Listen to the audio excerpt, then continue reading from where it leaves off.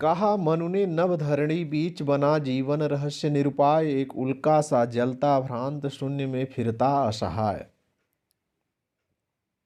पिछले वीडियो में मैंने बताया कि श्रद्धा मनु उदास पर्वत पर बैठे हुए थे। श्रद्धा अचानक उनके निकट पहुंच जाती है और उनका परिचय पूछती है।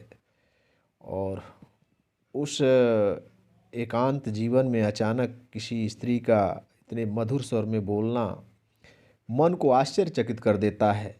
और कवि उसके बाद उस श्रद्धा का नक्शिक वर्णन करता है। उसकी मधुर वाणी सुन करके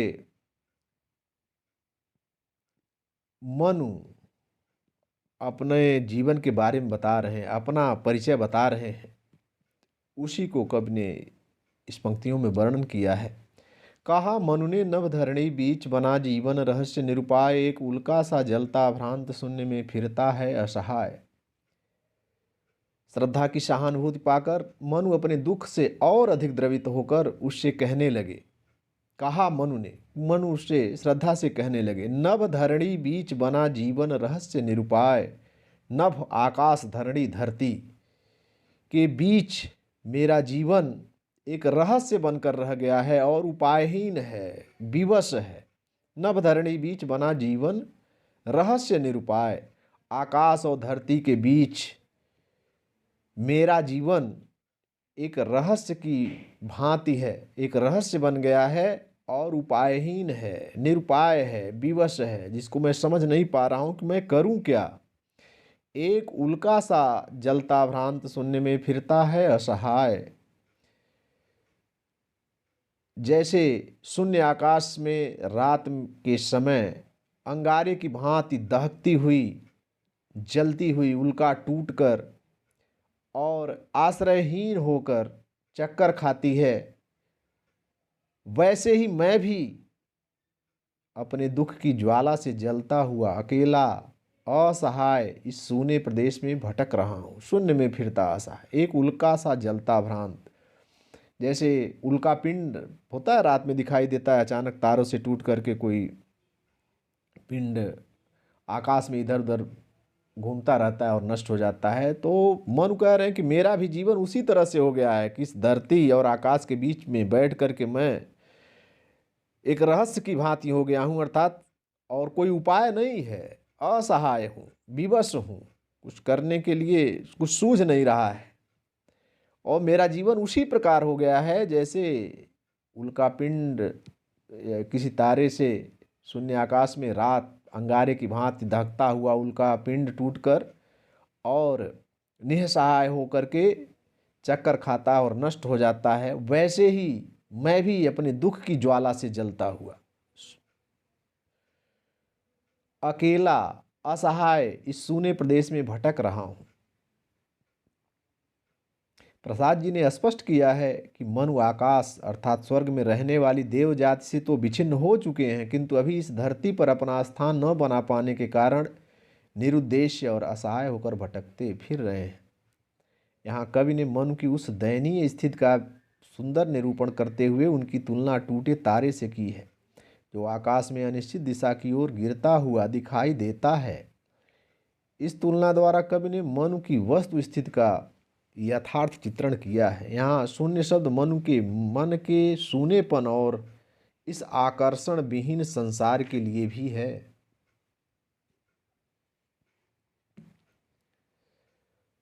तो मनु ने अपना परिचय दिया। अब फिर उस श्रद्धा से पूछ रहे हैं, कौन हो तुम? बसंत के दूत, विरस पतझड़ में अति सुकुमार, घन तिमिर में चपला की रेख, तपन में शीतल मंद बयार। कह रहे हैं जो अपनी जो दुख और विषादग्रस्त स्थिति है उसको स्पष्ट किया उन्होंने, श्रद्धा से कहा। और उसको उसका वर्णन करने के उपरांत मनु ने श्रद्धा से उसका परिचय इस प्रकार पूछा, कौन हो तुम? बसंत के दूत, विरस पतझड़ में अति सुकुमार। विरस पतझड़ में अति सुकुमार,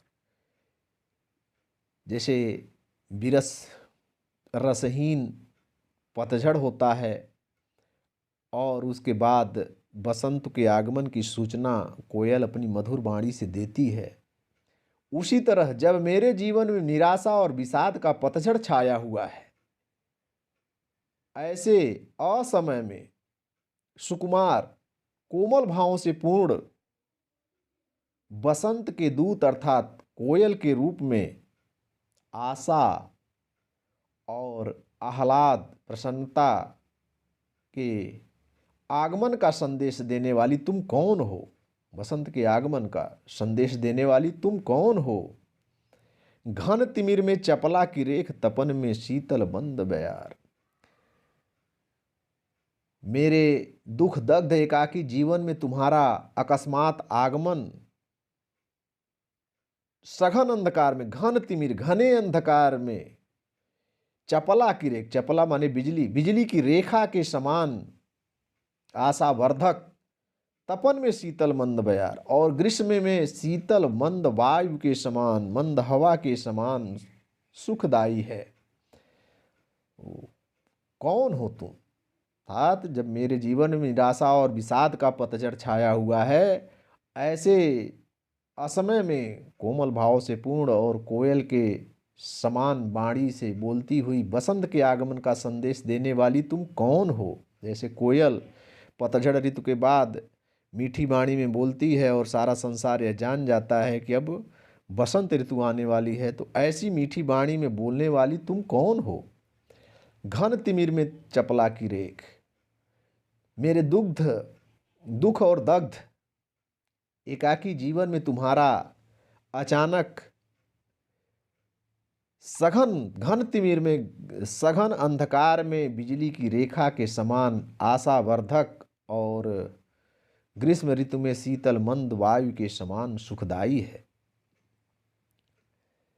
बसंत के दूत, घन तिमिर में चपला की रेख, तपन में शीतल मंद बयार, इन सब में रूपक है।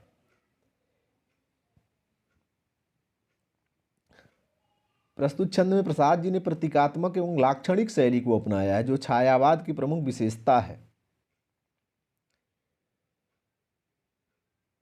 और जिसका सुंदर आभास इससे पहले कवि के आंसू काव्य में मिल जाता है। आंसू काव्य में भी एक बड़ा सुंदर पंक्तियां उन्होंने लिखी थी कि पतझड़ था झाड़ खड़े थे, सूखी थी फुलवारी में, किस लय नव कुसुम बिछाकर आए तुम इस क्यारी में।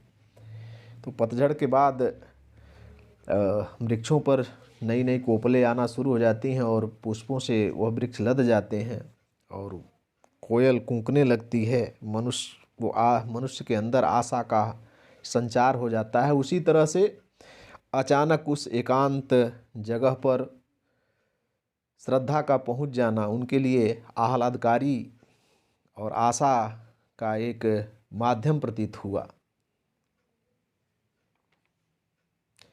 लगा कहने आगंतुक व्यक्ति, मिटाता उत्कंठा सविशेष, दे रहा हो कोकिल सानंद सुमन को ज्यों मधुमय संदेश।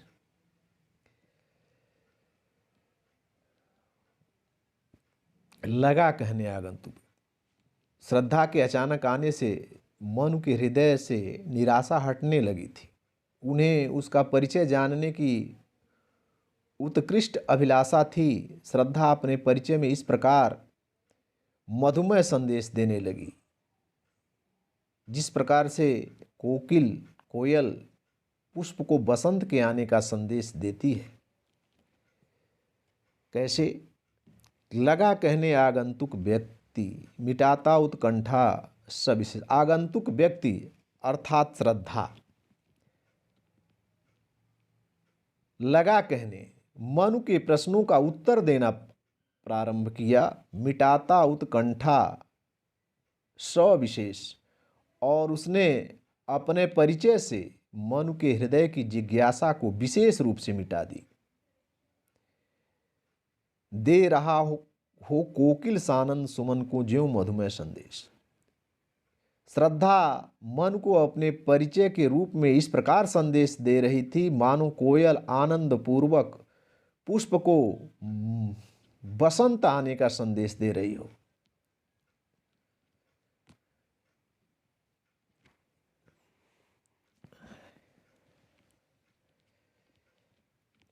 यहाँ मनु से श्रद्धा की बातचीत चल रही है, परंतु प्रसाद ने इस ढंग से वर्णन किया है मानो कोई पुरुष बोल रहा है, जैसे लगा कहने आगंतुक व्यक्ति। प्रसाद महिलाओं को भी कभी कभी पुल्लिंग में संबोधित करते हैं। यह ढंग उर्दू साहित्य का है। जैसे एक उदाहरण, उनके आने से जो जाती है मुंह पर रौनक, वे समझते हैं कि बीमार का हाल अच्छा है। इसमें भी ऐसे शब्दों का प्रयोग हुआ है जैसे लगता है कोई पुरुष बोल रहा है, लेकिन स्त्री का ही लहजा है वह।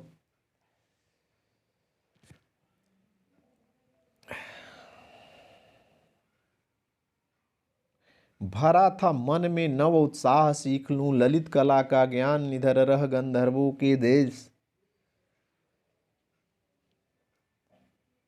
पिता की हूं प्यारी संतान।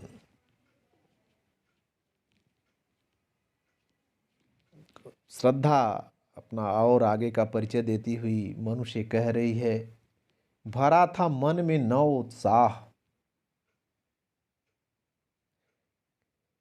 सीख लूं ललित कला का ज्ञान, इधर रह गंधर्वों के देश, पिता की हूं प्यारी संतान। श्रद्धा मनुष्य कह रही है कि मैं अपने पिता की अत्यंत प्यारी संतान हूं। इधर गंधर्वों के देश में जो गायन ललित कला में निपुण होते हैं, रहकर ललित कलाओं का ज्ञान प्राप्त करने के लिए भरा था मन में उतना उत्साह। प्रारंभ से ही मेरे मन में नई उमंग थी, नया उत्साह था। अर्थात मैं अपने पिता की प्यारी संतान हूँ और इधर गंधर्वों के देश में रहती हूँ। ललित कला का ज्ञान प्राप्त करने के लिए मेरे मन में नया उत्साह, नई स्फूर्ति, नई उमंग थी।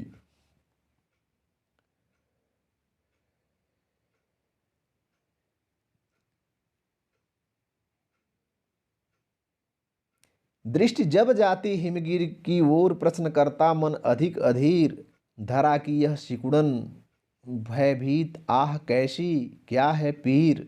अधीर माने व्याकुल, हिमगिर हिमालय, सिकुड़न सलवट, पीर पीड़ा, व्याकुल, अधीर माने व्याकुलता, धरा माने पृथ्वी होता है। कह रही है श्रद्धा, मनुष्य कह रही है कि दृष्टि जब जाती हिमगिर की ओर, प्रश्न करता मन अधिक अधीर। जब मेरी दृष्टि हिमालय के ऊंचे श्रृंगों पर जाती थी, ऊंचे शिखरों पर जाती थी, ऊंची चोटियों पर जाती थी, प्रश्न करता मन अधिक अधीर, तब मेरे मन में अनेक जिज्ञासापूर्ण प्रश्न उठ खड़े होते थे। उसको जानने के लिए जिज्ञासा उत्पन्न होती थी, जानने की इच्छा उत्पन्न होती थी, और इन प्रश्नों से मेरा मन और अधीर हो उठता था। धरा की यह सिकुड़न भयभीत, आह कैसी क्या है पीर। मैं सोचती थी कि क्या यह हिमालय की ऊंचाई पृथ्वी की सिकुड़न है। पृथ्वी किसी बहुत बड़े भय से भयभीत हो रही है, और इसी भय के कारण यह हिमालय की सिकुड़न बनी है। यानी पृथ्वी सिकुड़ करके हिमालय पर्वत के रूप में है। आह कैसी क्या है पीर, निश्चय ही पृथ्वी के हृदय में कोई महान पीड़ा है, और वह पीड़ा हिमालय के रूप में उठ खड़ी हुई है। अर्थात वह जब हिमालय की ऊंची ऊंची चोटियों को, ऊंचे ऊंचे शिखरों को देखती थी, तो उसको जानने के लिए उसके मन में इच्छा उत्पन्न होती थी, और वह सोचती थी कि यह पृथ्वी के सिकुड़न के रूप में खड़ा हुआ हिमालय भयभीत की भांति क्यों दिखाई दे रहा है, या यह पृथ्वी भयभीत होकर अधिक सिकुड़ गई है। लग रहा है पृथ्वी की कोई महान पीड़ा है, और वह पीड़ा हिमालय के रूप में उठ खड़ी हुई है।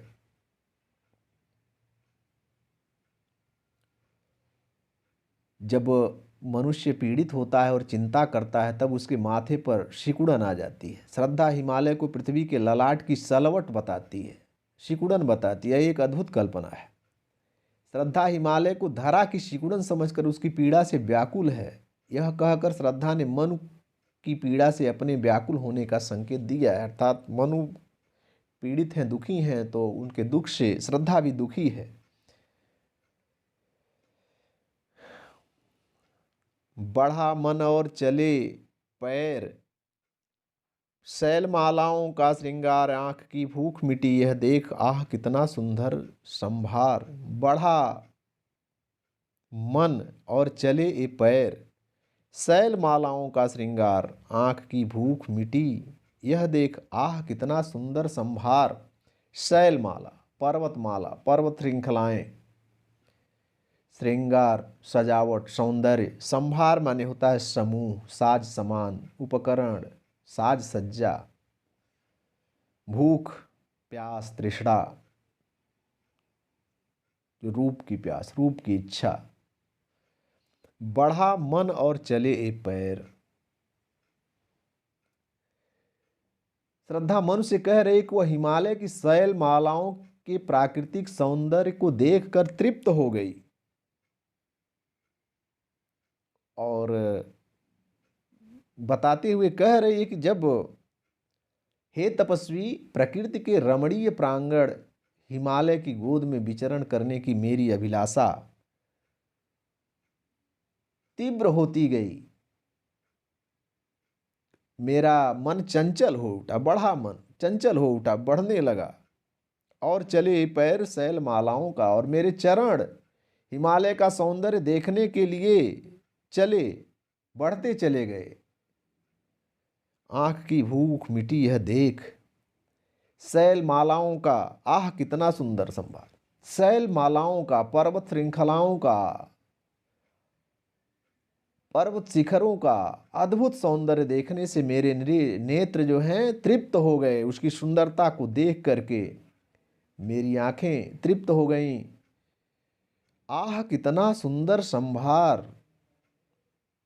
सौंदर्य के इस विशाल आयोजन को देखकर मैं चकित रह गई कि अरे, यह हिमालय पर्वत की कितनी सुंदर संपत्ति है। हिमालय पर्वत कितना सुंदर है, आह कितना सुंदर। इसकी जो संपत्तियां हैं, इसमें जो वनस्पतियां हैं, जो इसकी विविधता है, वह कितनी सुंदर है।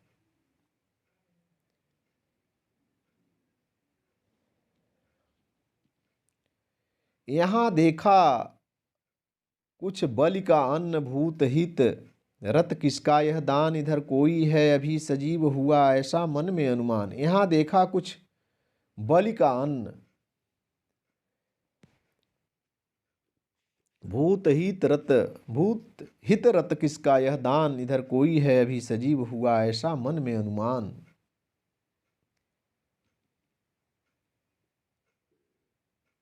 श्रद्धा मन को अपना परिचय देती हुई, अपने इधर आने का कारण बताती हुई कहती है कि उसका जीवन भी जल प्लावन ने विवश और निरुपाय बना दिया है, लेकिन यहाँ देखा कुछ बलि का अन्न। इधर उधर मैं हिमालय पर्वत की सुंदरता को देखती हुई इधर उधर घूम रही थी, तो यहाँ मैंने बलि का अन्न देखकर यह अनुमान किया कि कोई जीवित प्राणी अभी बचा हुआ है।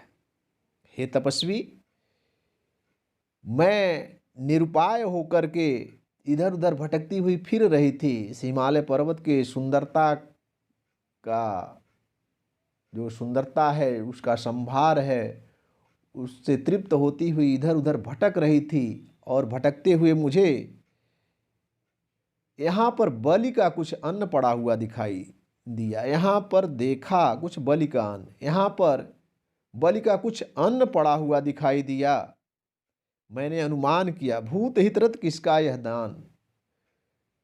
मैंने भूत हितरत, किसी प्राणी मात्र के हित के लिए, भूत माने प्राणी, हित के लिए यह किसी का दान है।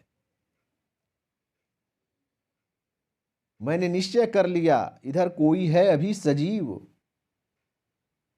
मैंने निश्चय किया कि इधर यहाँ कोई प्राणी अवश्य जीवित बचा हुआ है। उसी ने यहाँ पर जीव दया के कारण बलि का अवशेष अन्न डाल दिया है। मैं इसी कारण यहां तक चली आई।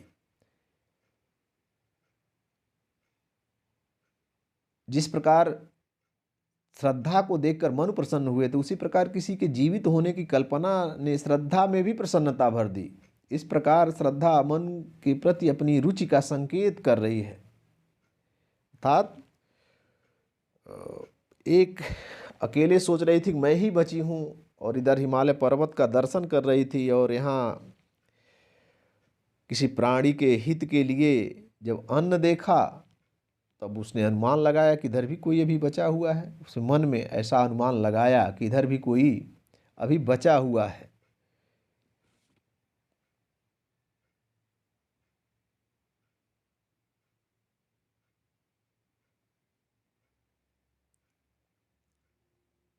तपस्वी क्यों इतने हो क्लांत, वेदना का यह कैसा वेग, आह तुम कितने अधिक हताश, बताओ यह कैसा उद्वेग। श्रद्धा अपना परिचय देने के उपरांत मनुष्य उनकी निराशा और वेदना का कारण पूछ रही है। प्रस्तुत छंद में प्रसाद जी ने उसी वेदना और दुख का वर्णन किया है जो पूछ रही है। तपस्वी, हे तपस्वी क्यों हो इतने क्लांत। क्लांत माने विकल, हतोत्साहित, थकित, उदास, दुखी, हारे हुए। तो कह रहे कि हे तपस्वी क्यों हो इतने क्लांत, तुम इतने दुखी क्यों हो, तुम इतने हताश क्यों हो, तुम उदासी क्यों धारण किए हुए हो, तुम हारे हुए से क्यों दिखाई दे रहे हो। वेदना का यह कैसा आवेग, तुम्हारे हृदय में वेदना, व्यथा, दुख की कैसी आंधी उठ रही है। वेदना का यह कैसा वेग, यह कैसा तीव्रता है, दुख की, व्यथा की कैसी तीव्रता तुम्हारे अंदर है। आह तुम कितने अधिक हताश, बताओ यह कैसा उद्वेग। आह तुम इतने हताश हो रहे हो, बताओ यह कैसा उद्वेग। उद्वेग माने होता है क्षोभ, चिंता, मन की स्थिरता, अशांति, घबराहट, परेशानी। कह रहे कि तुम्हारे मन में यह कैसा उद्वेग चल रहा है, तुम इतने घबराए हुए क्यों हो, तुम इतने अशांत क्यों हो यार, तुम्हारे मन में क्षोभ, चिंता क्यों भरी हुई है। हे तपस्वी तुम इतने दुखी क्यों हो, इतने हतोत्साहित क्यों हो। वेदना का यह कैसा आवेग, तुम्हारे अंदर व्यथा का, दुख का इतना वेग कैसे है। वेदना की आंधी क्यों उठ रही है तुम्हारे अंदर, तुम इतने हताश क्यों हो रहे हो, तुम्हारे मन में यह कैसा उद्वेग चल रहा है, या तुम्हारा मन क्यों अस्थिर हो रहा है, या तुम्हारे अंदर घबराहट क्यों है।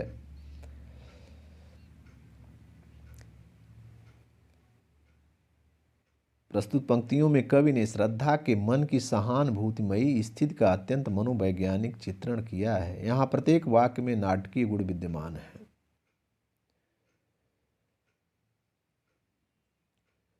श्रद्धा चाहती है, श्रद्धा जान रही है, वो कहती है कि मुझे ऐसा लग रहा है कि तुम जीवन संघर्ष में आने वाली कुछ कठिनाइयों से घबराकर ही जीवन के प्रवृत्ति पथ से उदासीन होकर बैठे हो। आज तुम कर्मठता से उदासीन होकर जीवन संग्राम से भाग रहे हो, तुम भविष्य से अनजान होकर महान भूल कर रहे हो। तुम्हारा भविष्य आशामय है, तुमको ऐसा नहीं करना चाहिए। और कहती है कि दुख की पिछली रजनी बीच विकसता सुख का नवल प्रभात, एक पर्दा यह झीना नील छिपाए है जिसमें सुख गात। मन को प्रेरित करती हुई कहती है कि आपको संघर्षों से घबराकर निराश नहीं होना चाहिए, क्योंकि दुख में ही सुख छिपा रहता है तथा दुख के बाद ही सुख आता है। दुख की रजनी, पिछली रजनी बीच विकसता सुख का नवल प्रकाश।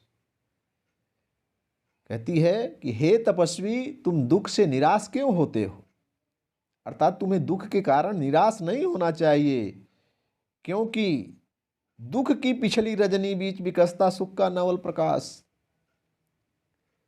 दुख तो सुख का द्वार है। जिस प्रकार रात्रि के सघन अंधकार से ही प्रातः काल के प्रकाश की रेखाएं फूटती हैं, रजनी, रात, विकसता सुख का नवल प्रभात, सूर्योदय। कह रहे कि जिस प्रकार रात्रि के सघन अंधकार से ही प्रातः काल के प्रकाश की रेखाएं फूटती हैं, उसी प्रकार से दुख से ही सुख का उद्भव होता है। अर्थात सुख है तो दुख है, और दुख है तो सुख है। इतना निराश होने की आवश्यकता नहीं है। एक पर्दा यह झीना नील छिपाए है, जिसमें सुख गात। दुख के झीने आवरण में ही सुख की भावना छिपी रहती है। तुम्हारे जीवन का संघर्ष और दुख समाप्त हो चुका है। दुखों की रात्रि का पिछला प्रहर ही शेष रह गया है। जिस प्रकार से पिछली रात की गोद में आशामय उषा प्रकट होती है, उसी प्रकार तुम्हारे दुखों की रात व्यतीत होने को है और आशा का मधुर प्रभात सामने आने वाला है। एक पर्दा या झीना नील, जो एक पर्दा है, भी अंतिम प्रहर है, यह समाप्त होने वाला है दुख का। उसके बाद प्रकाश दिखाई देगा, अर्थात अब दुख समाप्त होने वाला है। यहाँ प्रसाद जी ने यह रमणीय उक्ति विपत्ति के क्षणों में आशा, उत्साह, धैर्य और साहस की प्रेरणा देती है। यहाँ रजनी और प्रभात के वर्णन द्वारा दुख और सुख का अत्यंत मार्मिक भाव बिंब अंकित किया है। जिसे तुम समझे हो अभिशाप जगत की ज्वालाओं का मूल, इसका वह रहस्य वरदान कभी मत इसको जाओ भूल। श्रद्धा कहती है कि हे तपस्वी, संसार के जिन संघर्षों को तुम ज्वालामय अभिशाप मान बैठे हो, जिसे तुम समझे हो अभिशाप जगत की ज्वालाओं का मूल, और संसार की समस्त ज्वाला दुखों का मूल समझते हो, जड़ समझते हो, कठिनाइयों का, यातनाओं का, विपत्तियों की जड़ समझते हो। हे तपस्वी, संसार के जिन संघर्षों को तुम, जिसे तुम समझे हो, जिन संघर्षों को तुम ज्वालामय अर्थात आपत्तियों, विपत्तियों का मूल, जड़ समझ रहे हो, इसका वह रहस्य वरदान, वह तो वस्तुतः ईश्वर का रहस्यमय वरदान स्वरूप है। कभी मत इसको जाओ भूल।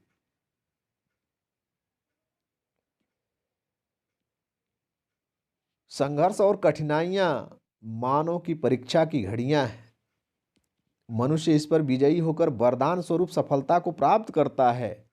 अतः तुम जीवन संघर्ष को अभिशाप के स्थान पर वरदान समझो, इसको कभी मत भूलो। समझाते हुए कहती है कि यह संसार जिसे तुम समस्त कठिनाइयों का, समस्त अनिष्ट का, समस्त अमंगलों का अभिशाप समझ रहे हो, मूल मुख्य कारण समझ रहे हो, वह ईश्वर का रहस्यमय वरदान है। कभी मत जाओ, इसको कभी मत भूलो।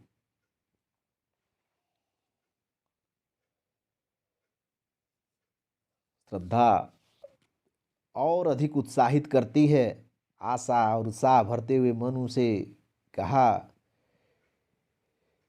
कह रही है कि यह जो संसार में चंचलता, क्रियाशीलता और चमत्कार देखने को मिलते हैं, वह इसलिए है कि यह विश्व सुख दुखादि द्वंद्वजन्य द्वैत भावना की अनुभूति से पूर्ण है। इतना ही नहीं, विषमता से उत्पन्न यह दुखानुभूति ही आनंद की प्राप्ति का निमित्त कारण है। अतएव इस दुख को, इस वेदना को आत्मस्वरूप निर्विकार और अनंत पुरुष का अनुग्रह के कारण वरदान समझो, वरदान मानो। यह अभिशाप नहीं है, वरदान है, और इसको कभी मत नहीं भूलना चाहिए।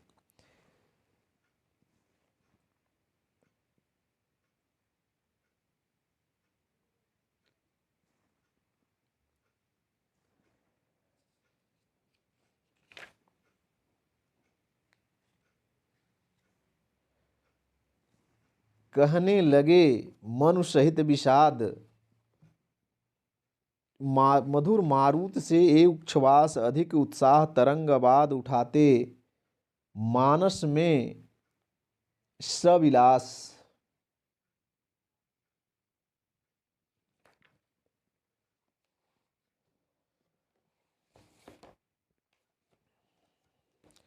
कहने लगे मनु,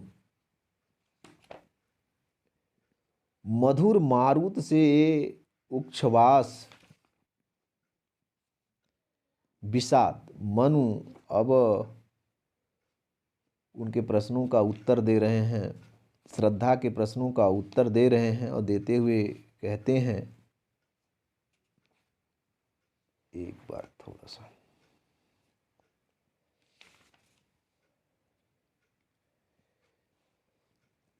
लगे कहने मनु सहित विषाद मधुर मारुत से एक उच्छ्वास अधिक उत्साह तरंग बाध उठाते मानस में सविलास।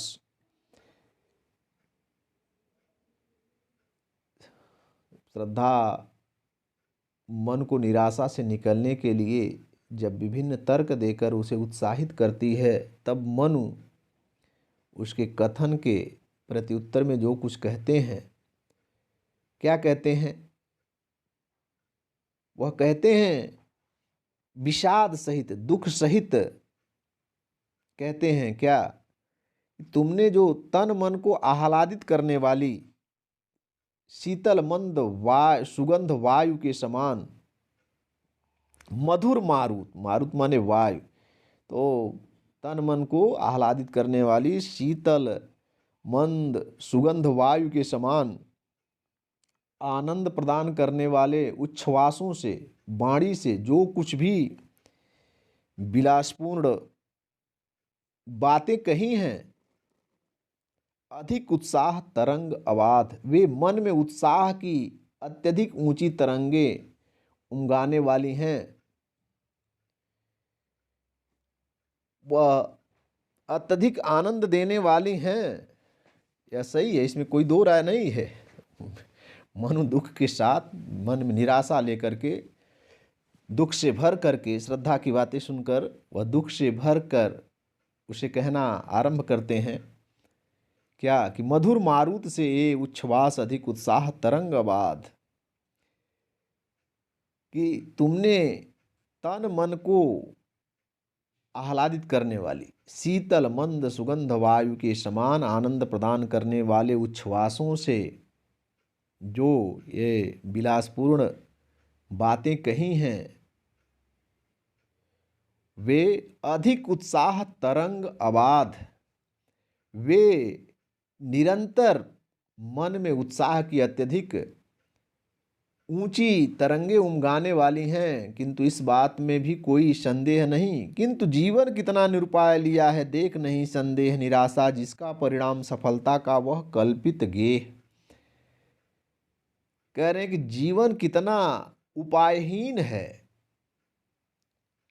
जीवन कितना विवश है, इस बात में कोई संदेह नहीं है। इसको मैंने देख लिया है, मैंने इसको जान लिया है, सब मैंने अपने जीवन में अनुभव करके जान लिया है, और उन अनुभवों के द्वारा मैं इस निष्कर्ष पर पहुंचा हूं, निराशा है जिसका परिणाम सफलता का वह कल्पित गेह। गेह माने होता है घर, मकान, कि उन अनुभवों के द्वारा मैं इस निष्कर्ष पर पहुंचा हूं कि मनुष्य अपने जीवन में नित नई सफलताओं की कल्पना करता रहता है, कल्पना का घर बनाता रहता है। अर्थात जीवन सफलता की कल्पनाओं का घर है, किंतु वास्तव में यदि विचार करके देखा जाए तो अंततः इस जीवन का परिणाम निराशाजनक ही है। क्यों? क्योंकि मृत्यु अवश्यम्भायी और अनिश्चित है, तथा कोई भी मनुष्य सहर्ष मृत्यु का वर्ण नहीं करना चाहता। कहा आगंतुक ने सस्नेह, अरे तुम इतने हुए अधीर, हार बैठे जीवन का दांव जीतते मरकर जिसको वीर। कहा आगंतुक ने सह स्नेह, आगंतुक अर्थात श्रद्धा, मन की बातें सुन करके आगंतुक अर्थात आने वाले व्यक्ति श्रद्धा ने स्नेह भाव से, सस्नेह स्नेह भाव से कहा, क्या कहा?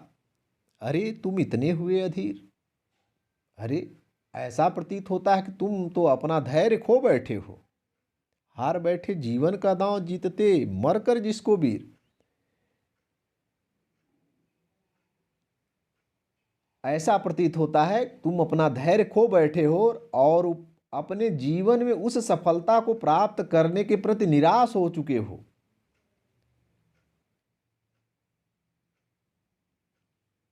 जिसे कर्मशील एवं साहसी पुरुष अपने कठिन परिश्रम के आधार पर प्राप्त करते हैं।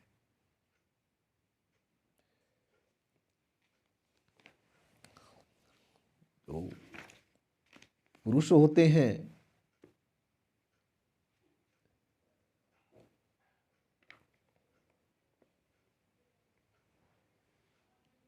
अर्थात मनु के मन में निराशा वेदना घर कर गई है, वह जीवन के प्रति बहुत अधिक उत्साहित नहीं है। उसी का वर्णन श्रद्धा करते हुए कहती है, स्नेहपूर्वक मनु से कहती है कि ऐसा प्रतीत होता है कि तुम अपना धैर्य खो बैठे हो और अपने जीवन में सब उस सफलता को प्राप्त करने के प्रति निराश भी हो चुके हो। हार बैठे जीवन का दांव, जो सफलता पुरुष प्राप्त करना चाहता है वह दांव तुम हार बैठे हो, निराश हो चुके हो। जिसे कर्मशील एवं साहसी पुरुष अपने कठिन परिश्रम के आधार पर प्राप्त करते हैं। जीतते मर कर जिसको भी, जो वीर होते हैं, कर्मशील होते हैं, पुरुषार्थी होते हैं, वह कठिन परिश्रम करके प्राप्त करते हैं। उसको तुम प्राप्त करने के लिए उसको प्राप्त करने के लिए तुम्हारे अंदर जोश नहीं है, अभिलाषा नहीं है, उत्साह नहीं बन पा रहा है। तप नहीं केवल जीवन सत्य, करुण या क्षणिक दीन अवसाद।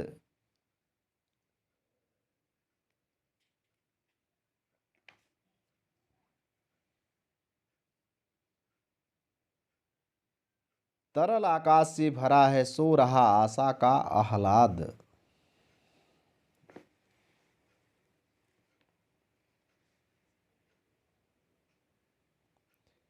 तप नहीं केवल जीवन सत्य, करुण या क्षणिक दीन अवसाद। तरल आकाश से भरा है सो रहा आशा का आह्लाद। मन को तपस्वी के रूप में देख करके, या तपस्या में रत तपस्वी वेश बनाते हुए देख करके कह रही है, तप नहीं केवल जीवन सत्य, कि केवल तपस्या करते रहना ही जीवन का सत्य नहीं है। तप नहीं केवल जीवन सत्य, तपस्या करते रहना ही जीवन का सत्य नहीं है। करुण या क्षणिक दीन अवसाद, यह जो दुख है, अवसाद माने दुख, यह दीनता करुणा के भाव से ओत प्रोत जो तुम्हारी क्षणिक मन स्थिति है, तुम्हारी जो यह मन स्थिति है वह क्षणिक है, वह अस्थाई नहीं है, अस्थाई है। तरल आकाश से भरा है सो रहा आशा का आह्लाद। जीवन तो प्रगति और अभिलाषाओं, आशाओं तथा प्रसन्नता से भरा पड़ा है। अतः तुम अपनी अभिलाषाओं एवं इच्छाओं को जगाओ, उत्साहपूर्वक जीवन व्यतीत करो।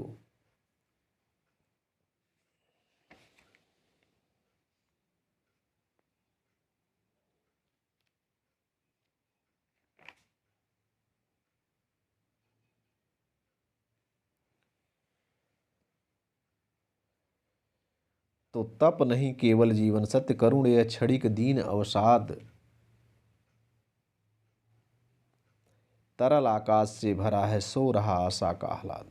तो जीवन में केवल तपस्या करते रहना ही जीवन का सत्य नहीं है। यह जो दीनता और करुणा के भाव से ओतप्रोत तुम्हारी स्थिति है, मन स्थिति है, वह क्षणिक है। जीवन तो प्रगति, अभिलाषाओं और आशाओं से, प्रसन्नता से भरा पड़ा है। तो तुम अपनी उस अभिलाषाओं, इच्छाओं को जगाओ जो सो रहा है, का उत्साहपूर्वक जीवन व्यतीत करो। प्रकृति के यौवन का श्रृंगार कभी न करते बासी फूल।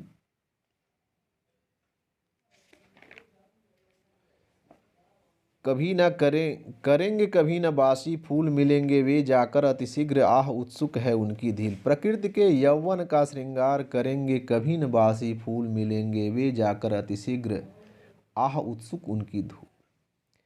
श्रद्धा मन को समझा रही है कि जिस वस्तु के उपयोग की संभावना नहीं रहती वह शीघ्र धूल में मिल जाती है। कैसे? तो प्रकृति का उदाहरण देते हुए कहती है कि प्रकृति के यौवन का श्रृंगार कभी न करते, कभी न करेंगे, कभी न बासी फूल। प्रकृति सुंदरी के यौवन का श्रृंगार कभी मुरझाए हुए फूलों से नहीं होता है, बासी फूलों से नहीं होता है। वह नित्य नवीन फूलों को ही अपनाती है। अतएव जो फूल ताजे नहीं होते हैं, मिलेंगे वे जाकर अतिशीघ्र, वे धूल में मिलकर नष्ट होते रहते हैं। आह उत्सुक है उनको धूल, मिलेंगे जाकर अतिशीघ्र, आह उत्सुक है उनको धूल। तो जो फूल ताजे नहीं होते हैं, नवीन नहीं होते, वे धूल में मिलकर नष्ट होते रहते हैं। इस प्रकार तुम अपने जीवन को यौवन सुलभ मंगलमय कामेक्षा आशा हर्ष नवीनता से सुशोभित करो और असमय में उत्पन्न अस्वाभाविक जड़ता प्राचीनता और विषाद को नष्ट हो जाने दो। प्रकृति के यौवन का श्रृंगार कभी न करते बासी, कभी करेंगे कभी न बासी फूल। प्रकृति होती है वह अपनी युवावस्था का श्रृंगार कभी मुरझाए हुए फूलों से नहीं करती हैं, और जो फूल मुरझा जाते हैं वह शीघ्र ही गिर करके धूल में मिल करके नष्ट होते रहते हैं। इसी प्रकार तुम अपने जीवन में भी जो युवावस्था है उसके हर्ष आशा और नवीनता से सुशोभित करो और असमय से उत्पन्न अस्वाभाविक जड़ता प्राचीनता और विषाद को नष्ट कर दो। प्रस्तुत पंक्तियों में कवि ने फूल के उदाहरण द्वारा आशा आकांक्षा को अपनाने के लिए जो प्रेरणा दी है उसमें कवि के राष्ट्रीय विचारों की झलक विद्यमान है। श्रद्धा यह संकेत करना चाहती है कि यदि तुम सक्रिय नहीं बनोगे तो बासी फूलों के समान नष्ट हो जाओगे। एक तुम यह विस्तृत भूखंड प्रकृति वैभव से भरा यमंद कर्म का भोग, भोग का कर्म, यही जड़ का चेतन आनंद। अमंद माने होता है भरपूर, जड़, जड़ प्रकृति, प्रकृति को जड़ मानते हैं। चेतन सजीव चेतन प्राणी, विस्तृत विशाल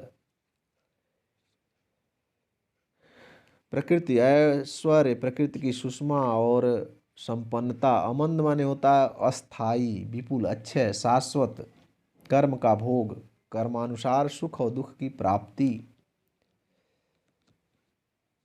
भोग का कर्म, भोगानुसार भाग्य निर्माण, आनंद मिल सकता है। एक तुम यह विस्तृत भूखंड। श्रद्धा इस अनंत वैभव संपन्न जड़ पृथ्वी की ओर संकेत करके मन को भी वैभव संपन्न होने के लिए प्रोत्साहन देती है। श्रद्धा मन को सुख भोग की ओर प्रेरित करती हुई कहती है, कितने दुख की बात है कि अभी तक एक ओर तुम निश्चेष्ट और विषाद विपन्न हो, जबकि दूसरी ओर प्रलय समुद्र से निकला हुआ पृथ्वी का विशाल भाग प्रकृति की अक्षय सुंदरता और संपन्नता से पूर्ण हो गया है। अर्थात जल प्लावन समाप्त हो चुका है। यह विस्तृत भूखंड, विस्तृत पृथ्वी तुम्हें दिखाई दे रही है और प्रकृति भी अपने पूर्ण रूप से संपन्न हो गया है। और तुम्हारे यह सब क्या है? यह सब तो तुम्हारे भोग के लिए ही है। कर्म का भोग, भोग का कर्म, यही जड़ का चेतन आनंद।